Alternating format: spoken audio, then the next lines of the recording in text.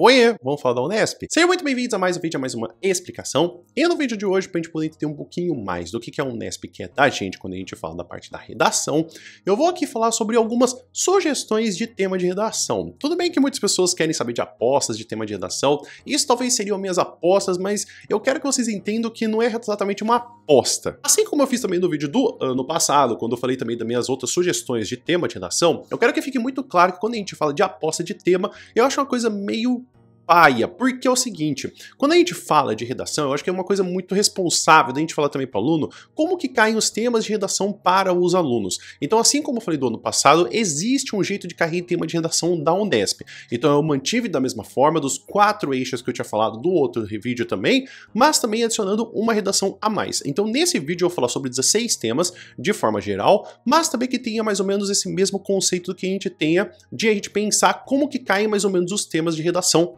da Unesp. Então a primeira coisa que eu quero começar seria então dos sistemas que são de sim e de não. Nós temos temas de redação da Unesp que eles vão nessa relação de você falar sim, de você falar não, mas que também abrem a possibilidade de você também falar sobre o deveria ser, mas não é, ou não era para ser, mas é. Sendo que o primeiro deles talvez seria o da parte da inteligência artificial. Eu acho que a inteligência artificial ele pode entrar com vários tipos de perguntas que a Unesp poderia dizer, como por exemplo, a inteligência artificial é o futuro, ou se não a inteligência artificial não tem como se escapar. Então seriam alguns temas que a gente poderia pensar com essa forma de sim e de não. Até porque muitas das vezes a gente vê lados bem extremistas quando a gente fala de inteligência artificial. A gente nunca vê um meio ponto, a gente sempre vê essas coisas do dia delimitando sempre o que é e o que não é. O outro seria também quando a gente fala de apostas online. E seria também um que a gente falaria de um tema de redação ao qual a gente não tem muito que a gente falar do meio termo. Ou se não é de proibir totalmente, ou é permitir totalmente, ou até mesmo do que a gente fala da culpabilização das empresas, ou da culpabilização do governo.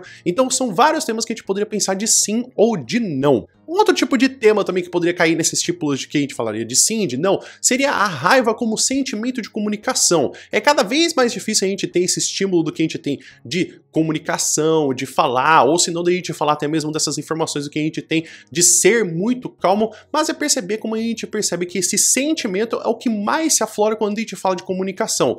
Tanto do que a gente pode falar de outras coisas, como por exemplo de ficar indignado, ou até mesmo de se falar muito calmo, mas é perceber que será que esse sentimento é o único sentimento possível do que a gente tem de falar de comunicação com as pessoas hoje em dia. Então, para poder fechar esses temas de sim e de não, eu acho que a gente poderia também falar do que a gente tem da aprovação social de influenciadores. Eu acho que não é de forma gratuita que a gente tem muitas das vezes quando a gente tem um cancelamento, ou quando a pessoa percebe que alguém falou alguma coisa que é errada, a gente tem sempre essa parte do que a gente tem dos apoiadores falando para o influenciador, seja ele na política, seja ele no entretenimento ou qualquer outra parte que a gente teria de ramo de criação de conteúdo. Mas é perceber que é sempre por conta do que a gente tem do apoio social que a gente tem essa possibilidade de poder perceber se o influenciador ele está errando ou ele está acertando. E inclusive até mesmo falando do que a gente tem de outras pautas, como por exemplo, de ele falar coisas preconceituosas se a sua própria fanbase também concorda com essas partes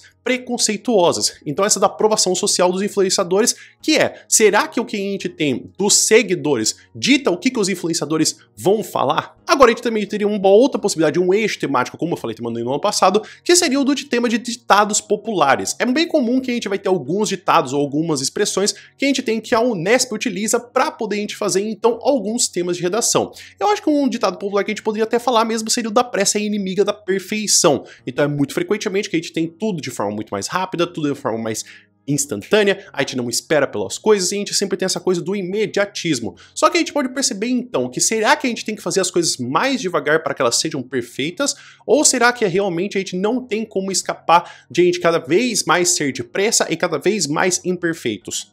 Um outro tipo também de conteúdo que a gente poderia pesquisar seria do que a gente falaria da mente vazia é a oficina do diabo. Então, como que a gente a todo momento tá tentando se entreter, tá tentando fazer alguma coisa, ou se não que a gente tem até mesmo essa obsessão de que a todo momento a gente precisa ficar ocupado, porque não ficar ocupado é muito pior do que a gente tá fazendo nada. Um outro tipo de ditado popular para poder prestar atenção seria o para bom entendedor, meia palavra basta. Eu acho que em cada vez mais que a gente tem como esse meio de comunicação popularizado que a gente tem de mídias sociais, sociais que a gente tem com as pessoas, comunicando. Será mesmo que para quando a gente tem para as pessoas, para poder entenderem a gente precisa de meia palavra? Ou se não, que a gente precisa repetir as informações, mesmo que elas sejam óbvias? Ou se não, será que as pessoas realmente entendem quando a gente fala meia palavra? Ou elas completam por que elas acham que deveria ser o completo? E por fim, um outro tipo de ditado popular que também poderia ser bem interessante de analisar seria o de águas passadas não movem moinho, que é mais ou menos entender como a gente tem também até mesmo com uma referência do que eu achei muito interessante do que a gente teve de outro tema de redação,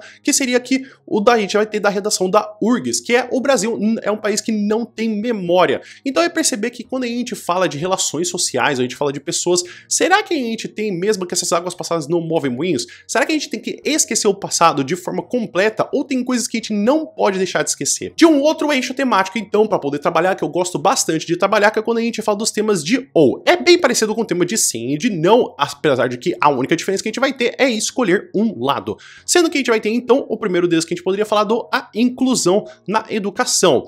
Então a gente pode perceber que a gente já o seu período com que a gente tem de mais ou menos 10 anos com essa parte do que a gente fala de educação especial, do que a gente fala da inclusão na educação, mas é perceber, será que a gente já tem tempo suficiente para poder analisar que a inclusão na educação é o caminho que a gente tem que seguir ou a gente tem que seguir novas estratégias? Será que mostrando que a gente tem essa inclusão na educação não é um problema por si só, que a educação não funciona? Outro tipo de tema que a gente poderia também trabalhar seria o da luta por direitos. A gente poderia trabalhar com dois lados, que seria ou de um ato constante, ou se não de ondas. A gente pode perceber que na história a gente tem mais ou menos ondulações, então períodos de calma, períodos de crise, períodos de calma, períodos de crise.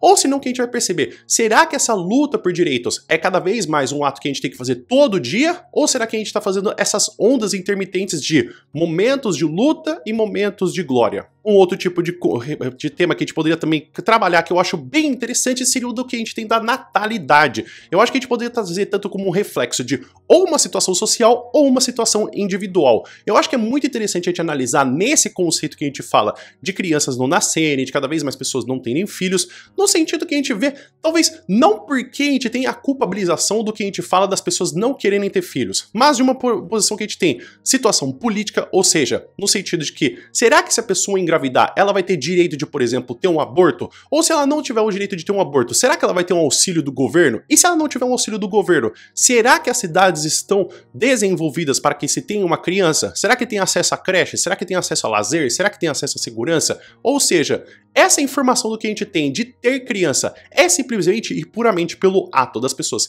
quererem ter filhos ou porque a sociedade não estimula ter filhos? Um outro tipo de repertório seria o que a gente poderia ter, então, dos filhos como reflexo dos valores dos pais ou dos traumas dos pais. Então a gente tem já essa geração que a gente tem, então, de diferenças. Então temos os millennials, temos também da geração Zoomer, da geração Alpha, que é poder perceber, então, quando a gente tem essa geração e essa mudança de pessoas, inclusive das crianças que estão se criando, porque é muito comum a gente ter, porque essa geração não presta, essa geração neném, que nem trabalha nem estuda, mas é para poder perceber, será que a gente está reclamando, ou será que nós temos críticas para as próximas gerações, ou que a gente sempre teve essas críticas das outras gerações? É porque é um reflexo dos valores dos pais em cima dessas crianças ou dos traumas que elas possuíram para se colocar em cima dessas crianças. E por fim, um outro tipo que a gente vai ter então do eixo temático de também a gente falar sobre redação da Unesp seria o do que a gente tem da conceitualização. A gente normalmente vai ter um texto motivador que explica esse conceito para então a gente poder trabalhar ele. Eu acho que um bem interessante seria o do que a gente tem do identitarismo.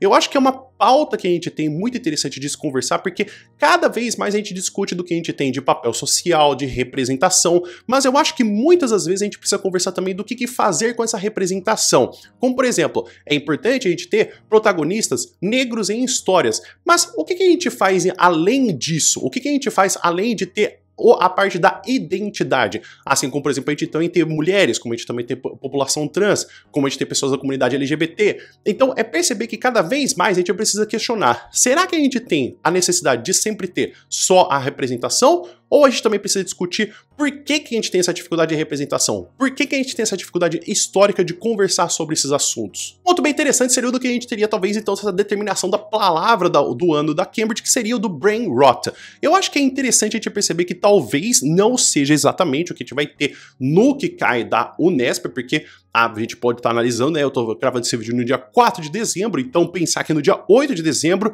ainda não vai ter sido decidido qual que foi o tema de redação, acho muito difícil. Mas é interessante para poder a gente analisar de outros pontos, como por exemplo, do que a gente tem, de que estamos percebendo agora, o que a gente vai ter dos efeitos dos usos das redes sociais cada vez num espaço de tempo que a gente pode perceber o que acontece com pessoas adultas que utilizam o celular a todo momento. Então a gente teve um tempo que a gente não sabia o que sequer ia acontecer no futuro, mas agora a gente tem consequências de crianças que viraram adultas, ou de adultos que viraram, ou de adolescentes que viraram adultos, que utilizam o celular e as redes sociais a todo momento, e que inclusivemente tem esse problema de cada vez mais ter problemas cognitivos. Então a gente pode até inclusive relacionar com o uso de aparelhos eletrônicos, ou inclusive até mesmo perceber que talvez não seja exatamente essa a relação necessária. Um outro tipo de repertório também bem atual, mas que a gente pode também analisar porque é uma coisa importante do que a gente tem quando a gente fala de Unesp, que é um entendimento de política, um entendimento de economia e um entendimento também de sociedade, que é a escala 6x1. Então é analisado o que a gente tem